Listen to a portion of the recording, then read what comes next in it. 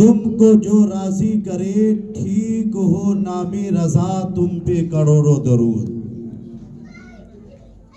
عزیزان گرامی، آج کی جو یہ محفل ہے یہ نہایت ہی سادگی والی محفل ہے۔ نہ یہاں کوئی شور ہے، نہ کوئی شرابہ ہے، نہ یہاں پر افراتفری کا ماحول ہے، اور نہ تو کوئی بندہ تفریح طبع کی خاطر یہاں پہ آیا ہے۔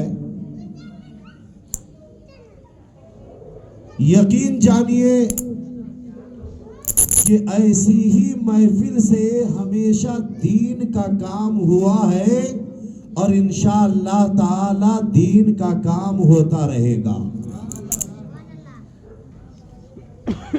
میلاد النبی ہم اہل سنت والجماعت کے لوگ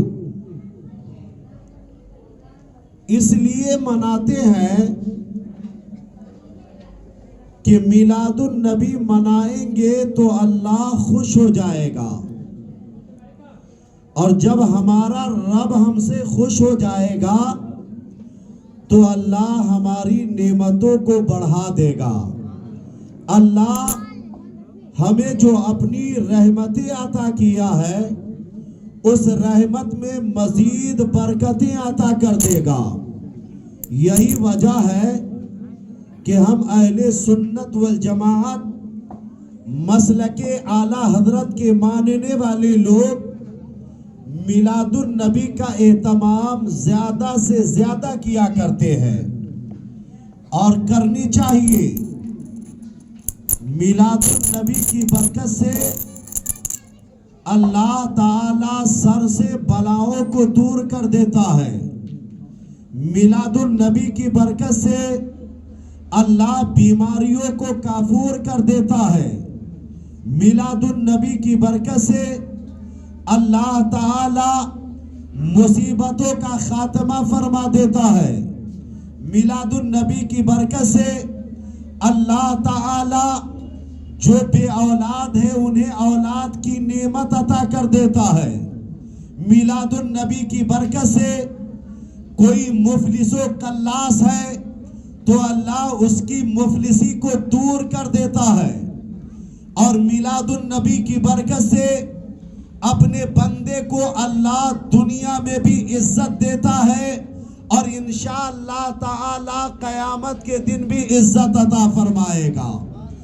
ہر مقام پہ، ہر جگہ پہ، ہر لمحے میں اللہ میلاد النبی کرنے والے کو عزت عطا کیا ہے اور عزت عطا کرتا رہے گا، مگر شرط یہ ہے کہ خالص اس کی رضا کے لیے ہو، اللہ اور اس کے رسول کی خوشنودی کے لیے ہو، اللہ اور اس کے حبیب کی رضا کے لیے کام کیا جائے تو اللہ عزت عطا کرتا ہے، وقار عطا کرتا ہے، اللہ بلندی عطا کرتا ہے، اللہ شہرت عطا کرتا ہے، اللہ نعمتوں میں بڑھوتری پیدا کر دیتا ہے، مگر نام و نمود کے لیے جو کام کیا جاتا ہے یاد رکھو نہ اس میں کل بھلا تھا، نہ آج بھلا ہے، اور نہ کبھی بھلا ہو سکتا ہے، مگر رضائے رب اور رضائے رسول کے لیے جو کام کیا گیا ہے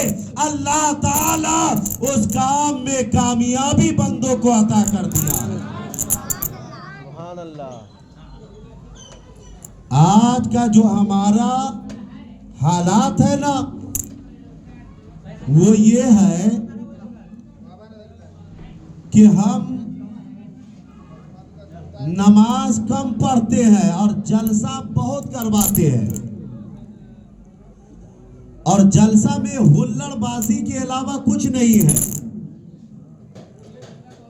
بڑی بڑی جو کانفرنس ہوتی ہے اس میں شور شرابہ ہو ہا ہائی کے علاوہ اور کچھ نہیں ہے۔ عزیزان ملت اسلامیہ، آج کے دور کا جو مروجہ جلسہ داری ہے وہ نہایت ہی شرع کے خلاف ہے، اس سے قوم اور ملت کا کوئی فائدہ نہیں ہے، اس سے دین اور شریعت کا کوئی فائدہ دکھائی نہیں دیتا سوائے نقصان کے۔ آج دیکھیے جو پیشہ ور خطیب ہے، جو پیشہ ور شاعر ہے، صرف نذرانہ لوٹنے کے لیے، اپنی جیبیں گرم کرنے کے لیے اسٹیج پر آتے ہیں، اور شاعر کبھی مقرر سے لڑتا ہے، کبھی مقرر صاحب شاعر سے لڑتا ہے، اور لڑ کر کے صرف ہمارے ذہن کو کمزور کرتے ہیں، ہماری فکر کو کمزور کرتے ہیں۔ اغیاروں کے یہاں ہمارا میسج غلط جاتا ہے۔ اے میرے بھائی، اس لیے جلسہ جلوس کے چکر میں مت پڑو۔ اگر نبی سے سچی محبت ہے تو گھر گھر میں میلاد سجاؤ۔ میلاد النبی کی برکت سے اللہ تمہیں دنیا میں بھی عزت دے گا اور آخرت میں بھی عزت عطا کرے گا۔ سبحان اللہ سبحان اللہ۔ آج اگر اعلیٰ حضرت سرکار بقید حیات ہوتے تو میرا نظریہ اور میرا ایمان کہتا ہے کہ یہ مروجہ جلسہ داری کو حرام قرار دیتے، جس طرح مروجہ تاجیہ داری حرام ہے، اسی طرح مروجہ جلسہ داری بھی حرام ہوتا، حرام، اور حرام کا فتویٰ لگایا جاتا۔ عزیزان گرامی، پڑھو شاہ عبدالعزیز محدث دہلوی کا فتویٰ۔ آپ فتاوی عزیزیہ میں جلد نمبر 1 اور صفحہ نمبر 75 پہ لکھتے ہیں کہ جس طرح آج کے زمانے میں تعزیہ بنایا جاتا ہے، اس تعزیے کی زیارت کرنا جائز نہیں ہے، اس کی تعظیم کرنا جائز نہیں ہے، اس کی توقیر کرنا جائز نہیں ہے، اسے سر پہ لے کر گھومنا جائز نہیں ہے، بلکہ تعظیم سے زیادہ بہتر ہے کہ آج کے زمانے کے تعزیہ کو نیست کر دیا جائے، نشٹ کر دیا جائے، اسے ہلاک کر دیا جائے، اسے برباد کر دیا جائے، اس کی تعظیم و توقیر نہ کیا جائے۔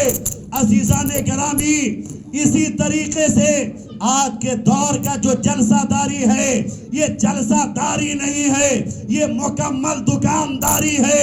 جلسے کے نام پہ جلسہ کرانے والے موٹی موٹی رقم وصول کرتے ہیں اور 10 20 50 ہزار لاکھ روپیہ خرچہ کر کے جلسہ کراتے ہیں، اور موٹی رقمیں اپنی جیب میں رکھ کر کے وہ اپنی دکانیں چمکاتے ہیں، اپنے جیب گرم کرتے ہیں۔ اس لیے آپ سے میری گزارش ہے کہ جلسہ داری کے چکر میں آپ کبھی نہ پڑنا۔ اگر پڑھنا ہے تو عشق نبی میں اپنے گھر میں میلاد مناؤ، اپنی مسجد میں میلاد مناؤ، اپنے عبادت خانے میں نبی کی محبت میں میلاد النبی مناؤ۔ میلاد النبی کی برکت سے اللہ تمہیں دنیا میں بھی عزت دے گا اور آخرت میں بھی اللہ عزت عطا فرمائے گا۔ بہت خوب بہت خوب۔ یہ جلسہ کا شریعت میں کوئی حقیقت نہیں ہے۔ کانفرنس کیا ہے؟ جو چوس چلاک مولوی حضرات تھے، جو چرب زبان حضرات تھے، انہوں نے جلسہ اور کانفرنس کو رائج کیا تاکہ اس کے آڑ میں موٹی رقم قوم سے وصولی کی جائے اور اپنے جیب کو گرم کیا جائے۔ جلسہ کی شریعت میں کوئی حیثیت نہیں۔ اگر حیثیت ہے تو میلاد النبی کی حیثیت ہے۔ ارے میلاد کی برکت تو ایسی ہے کہ صحابہ کو میسر ہوئی ہے۔ آپ پوچھئے صحابہ نے میلاد منایا تو نبی نے جنت کی بشارت دیا ہے، صحابہ نے میلاد منایا تو نبی نے اسے دنیا میں بھی عزت دیا ہے اور آخرت میں بھی انشاءاللہ مصطفیٰ کے دامن کرم میں اسے جگہ رب تعالیٰ عطا کر دے گا۔ میرے بزرگ اور دوستو، اس لیے جلسہ داری کے جھنجٹ میں مت پڑنا، میلاد النبی گھر گھر میں سجاؤ۔ کون جلسہ ایسا ہے جس سے دین کا کام ہوا ہو ہمیں بتائیے، شریعت کا کام ہوا ہو ہمیں بتائیے۔ ہمارے موجودگی میں ہم نے سینکڑوں جلسے دیکھے ہیں جہاں صرف لوگ تفریح تباہ کے لیے آتے ہیں، ذہن کی گرمائش کے لیے آتے ہیں، اپنے مجاز کو گرم کرنے آتے ہیں، اور کچھ وباش قسم کے لڑکے اپنی آنکھیں سیکنے کے لیے آتے ہیں۔ اور آج کل کا جلسہ تو مرد اور عورت کا ایسا اخلاق ہو گیا ہے، معاذ اللہ ثم معاذ اللہ، جو سراسر غلط ہے اور سراسر ناجائز و حرام ہے۔ کون سی شریعت اجازت دیتی ہے کہ ایک ہی محفل میں تم مرد بھی جمع کرو اور اسی محفل میں تم عورت کو بھی جمع کرو، جوان بیٹیوں کو جمع کرو، اور وہاں پہ آنے جانے والا ایک دوسرے کے بدن سے رگڑا لیتے ہوئے چلے؟ حضرات، اگر مرد نے اپنی نگاہیں نہ بچایا تو مرد گنہگار، اگر عورت نہ بچی تو عورت گنہگار۔ ہمیں بتاؤ کہ جلسہ کے نام پہ بھیڑ اکٹھا کرنا، مردوں کو جمع کرنا، عورتوں کو بلانا اور وہاں پہ ایک دوسرے سے خلط ملط کروانا، کیا یہ ناجائز و حرام نہیں ہے؟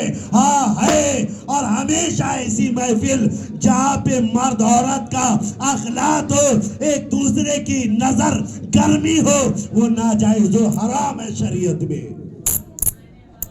ایسی محفل، ایسے جلسے، ایسی کانفرنس کی کوئی حیثیت اور وقار نہیں ہے۔ اس لیے ایسے جلسوں کا مکمل بائیکاٹ کیجیے، جہاں پر پیشہ ور مقررین آتے ہیں، جہاں پیشہ ور شعراء آتے ہیں، جہاں پہ مرد عورت کا اخلاق ہوتا ہے، وہاں جانے آنے سے اور کرانے سے مکمل طور پہ پرہیز کیجیے۔ عزیزان گرامی، میلاد النبی کیا ہے؟ ایک صحابی اپنے بال بچوں کو بیٹھا کر اپنے گھر میں اللہ کے نبی کی میلاد پڑھ رہے تھے۔ محبت سے کہیے سبحان اللہ۔